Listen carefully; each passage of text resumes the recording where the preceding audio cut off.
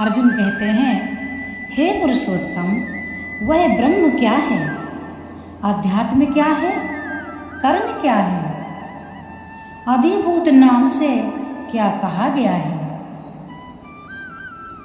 और अधिदैव किसको कहते हैं? वह ब्रह्म क्या है? अर्जुन के इस प्रश्न का क्या अभिप्राय है? भगवान कहते हैं, हे पार्थ, ब्रह्म शब्द वेद ब्रह्मा, निर्गुण परमात्मा, प्रकृति और ओंकार आदि अनेक तत्वों के लिए बेहद है। अतः उनमें से यहाँ ब्रह्म शब्द किस तत्व के लक्ष्य से कहा गया है, यह जानने के लिए अर्जुन का प्रश्न है। अध्यात्म क्या है? इस प्रश्न का क्या अभिप्राय है? भगवान कहते हैं, हे अर्जुन, शरीर, इंद्रिय, मन, बुद्धि, जीव और परमात्मा आदि अनेक तत्वों को अध्यात्म कहते हैं। उनमें से यहाँ अध्यात्म नाम से भगवान किस तत्व की बात कहते हैं, यह जानने के लिए अर्जुन का यह प्रश्न है। फिर अर्जुन कहते हैं, कर्म क्या है? इस प्रश्न का क्या अभिप्राय है?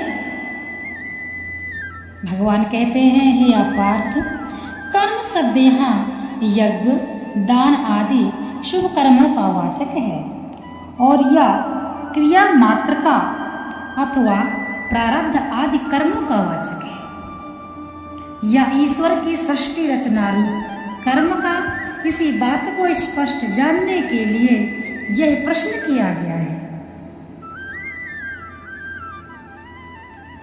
अधिभूत नाम से क्या कहा गया है? इस प्रश्न का क्या अभिप्राय है? भगवान अर्जुन के हर प्रश्न का उत्तर बहुत ही संतुष्टजनक देते हैं और जो भी उत्तर भगवान अर्जुन के प्रश्नों का दे रहे हैं वह सभी के जीवन की गति को सुधार सकते हैं। हमें क्या करना चाहिए और क्या नहीं करना चाहिए, हमको यह ज्ञान गीता से प्राप्त होता है। अधिभूत शब्द का अर्थ यहाँ पंच महाभूत या समस्त प्राणी मात्र है अथवा समस्त दृश्य वर्ग है। यह किसी अन्य तत्व का वाचक है। इसी बात को जानने के लिए ऐसा प्रश्न किया गया है। अब अर्जुन कहते हैं, हे कन्हैया, अधिदैव किसको कहते हैं? इस कथन का क्या अभिप्राय है? भगवान कहते हैं, अधिदैव शब्द से यहाँ किसी अधिष्ठात देवता विशेष का लक्ष्य है। यह अदृष्ट हिरण्यगर्भ जीव अथवा अन्य किसी का यही जानने के लिए यह प्रश्न किया गया है। यहाँ पुरुषोत्तम संबोधन किस अभिप्राय से किया गया है? पुरुषोत्तम संबोधन से अर्जुन यह सूचित करते हैं कि आप समस्त पुरुषों में श्रेष्ठ हैं।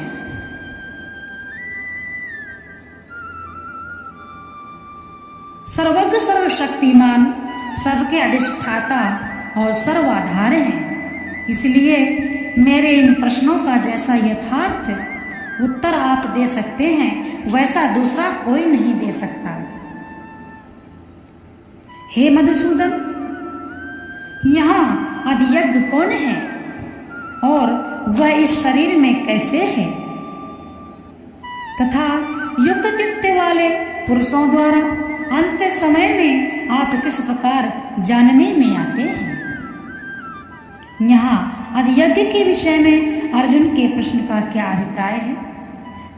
अधियज्ञ शब्द यज्ञ के किसी अधिष्ठात देवता विशेष का वाचक है या अंतर्यामी परमेश्वर का अथवा अन्य किसी का, एवं अधियज्ञ नामक तत्व मनुष्य आदि समस्त प्राणियों के शरीर में किस प्रकार रहता है और उसका अधियज्ञ नाम क्यों है? इन्हीं सब बातों को जानने के लिए अर्जुन यह प्रश्न करते हैं। भगवान श्री कृष्ण के उत्तर पाकर अर्जुन प्रसन्न हो जाते हैं तथा भयभीत भी हो जाते हैं और चिंता में पड़ जाते हैं, आश्चर्यचकित हो जाते हैं। परंतु जो सत्य है वही सत्य है, अर्जुन भी जानते हैं। भगवान ने 7वें अध्याय के 30वें श्लोक में युक्त चेतसा पद का प्रयोग करके जिन पुरुषों को लक्ष्य किया था, उन्हीं के लिए अर्जुन यहाँ नियताम भी पद का प्रयोग करके पूछ रहे हैं। युक्त चेतसा पद से जिन पुरुषों के लिए आप कह रहे हैं, वे पुरुष अंतकाल में अपने चित्त को किस प्रकार आप में लगाकर आपको जानते हैं, अर्थात वे प्राणायाम, जप, चिंतन, ध्यान या समाधि आदि के साधन से आपका यथार्थ ज्ञान प्राप्त करते हैं। इसी बात को जानने के लिए अर्जुन ने यह प्रश्न किया। अर्जुन के 7 प्रश्नों में से भगवान अब पहले ब्रह्म, अध्यात्म और कर्म विषयक 3 प्रश्नों का उत्तर अगले श्लोक में क्रमशः संक्षेप में देते हैं। श्री भगवान ने यहाँ कहा, परम अक्षर ब्रह्म है। अपना स्वरूप अर्थात जीवात्मा अध्यात्म नाम से कहा जाता है तथा भूतों के भाव को उत्पन्न करने वाला जो त्याग है वह कर्म नाम से कहा गया है।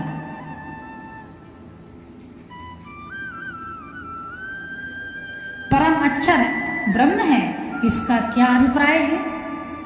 अक्षर के साथ परम विशेषण देकर भगवान यह बतलाते हैं कि 7वें अध्याय के 29वें श्लोक में प्रयुक्त ब्रह्म शब्द निर्गुण निराकार सच्चिदानंद घन परमात्मा का वाचक है, वेद, ब्रह्मा और प्रकृति आदि का नहीं। जो सबसे श्रेष्ठ और सूक्ष्म होता है उसी को परम कहा जाता है। ब्रह्मा और अक्षर के नाम से जिन सब तत्वों का निर्देश किया जाता है, उन सब में सबकी अपेक्षा श्रेष्ठ और एकमात्र सच्चिदानंद घन परम ब्रह्म परमात्मा ही है। अतएव परम अक्षर से यहाँ उसी परम ब्रह्म परमात्मा का लक्ष्य है। यहाँ परम ब्रह्म परमात्मा और भगवान वस्तुतः एक ही तत्व है।